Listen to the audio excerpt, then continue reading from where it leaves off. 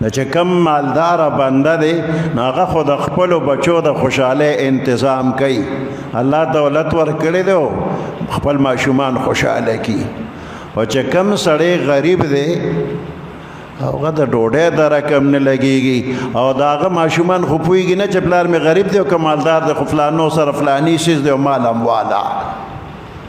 نو دې ماشوم لکه د مور پلار د پیسو د نشوالي د وجې نه څه اخلي نو دی به ژړا کوي. نو دغه غریب سړی به څه خوشحاله شي چې بچي ورته جاړي.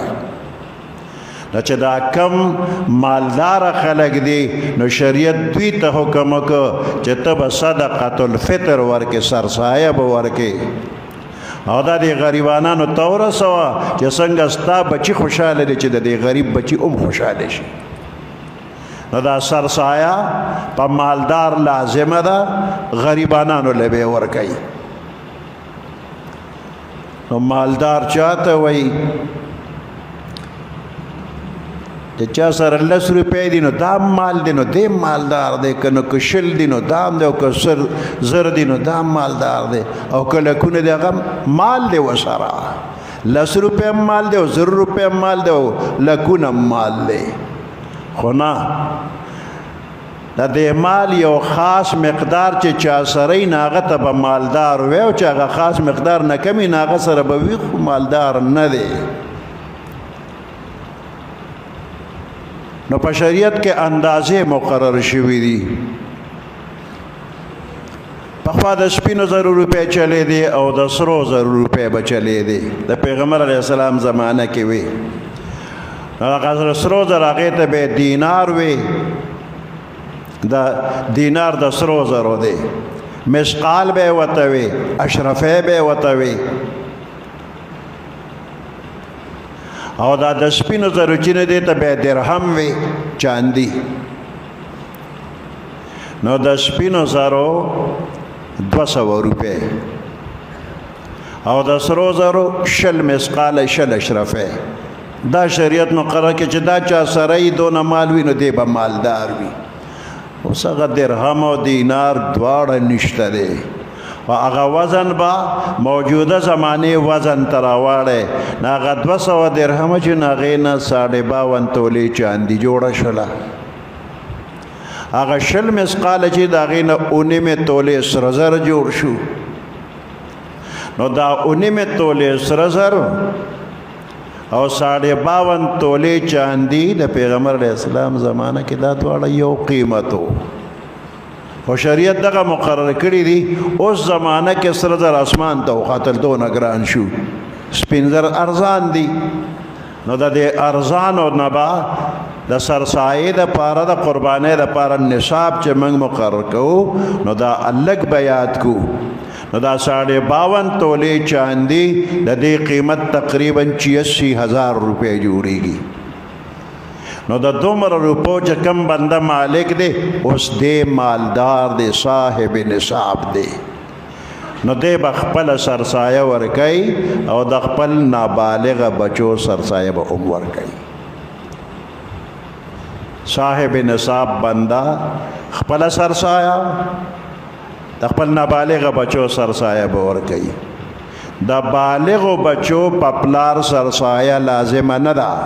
که دا بالغ بچې مالدار دی نو خپل سرسایه په خپل سر ده که غریبو نو معاف دی. د ښځې سرسایه په خاوند لازمه نه ده.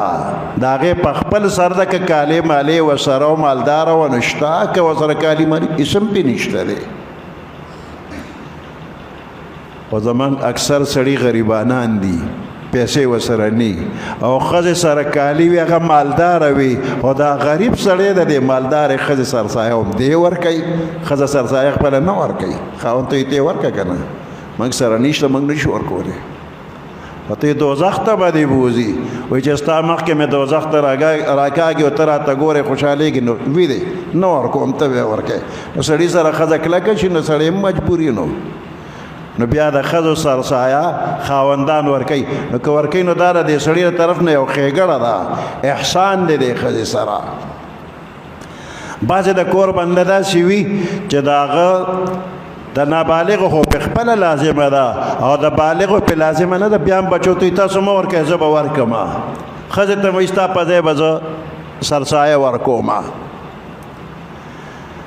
نو دا مالدارېدل په دې 86,000 روپۍ باندې دي که دا چا سره نغدي وي یا ورسره چاندي ده، چاندي ده 52 تولې او یا دا نغدي روپۍ 86,000 دي یا د دې نه علاوه سره زر یو توله ورسره نو دا یوه توله ډېره ده د 86,000 نه. نو دا بنده د سرسایه ورکي، یوه توله ده ورسره، ونیمه تولو ته اوس نه رسو. د زکات دپاره به په یوه توله که چا سره وه او سپین زر 9 روپۍ نه وه، مال تجارت نه و، په یوه توله په 2 توله بیا زکات نشته. او په دې باندې به لږ ځان پوهول غواړي د سرو زرو مالکان چې د زکات وخت راشي نو چې عالم سره د مشورو کې په خپله د فیصله نه کوي. نو که یو بنده سره 52 تولې چاندي ده یا 86,000 روپۍ دي یا د دې 86,000 نور مال دی لکه سره زر یا مال تجارت دی، نو هغې ته به وګورو د ضرورت نه زیاتي څیزونه که چا سره یي نو هم پې سرسایه شته. کور کې چې کوم څیزونه لګي را لګي دا د ضرورت دی، کټ بستره لوښي لرګي، خو د زنانو سره لوښي زیاتي او سل لوښي داسې دي چې کال کې چېرته میلمه لم نه راخلي. البته د اختر نه مخکې د کوټې صفایي چې کوي نو شوکیس او المارۍ او درې راکوزې کې ووینځي او بیا سنبال کېږي. دا لوښي د ضرورت نه دي، کال کې نه استعمالیږي.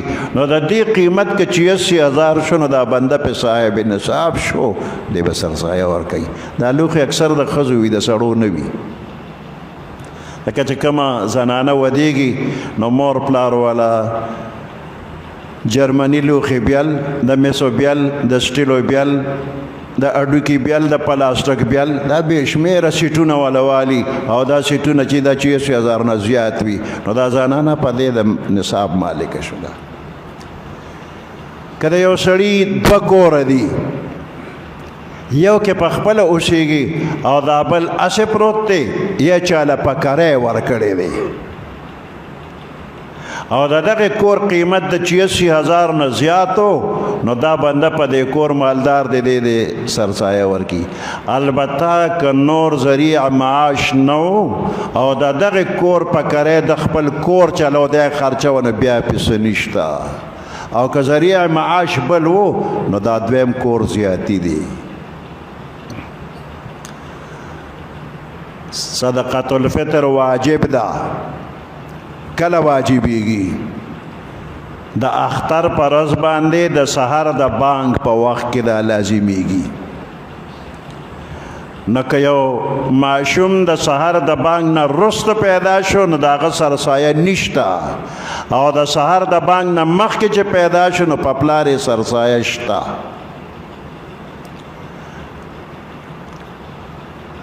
که یو بنده د سهار د بانګ نه مخکې مړ شو د هغه سرسایه معاف شوله، نشته دی. اوس سرسایه څومره ده؟ نو غنم یا د غنمو اوړه په باندې 2 کیلو، اوربشې 4.5 کیلو، اوس کې قجورې 4.5 کیلو. دا پخوا ارزانو، د پیغمبر علیه السلام په زمانه کې دا اوسکې او دا قجورې دا ارزانې وي، غنم ګرانو، د شام نه به راتلل، دا ګرانو.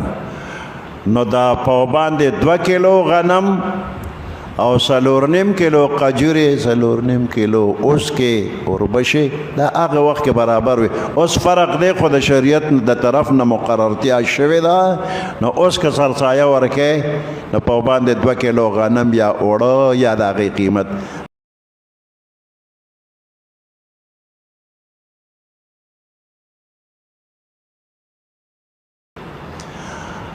او اوسکې او قجورې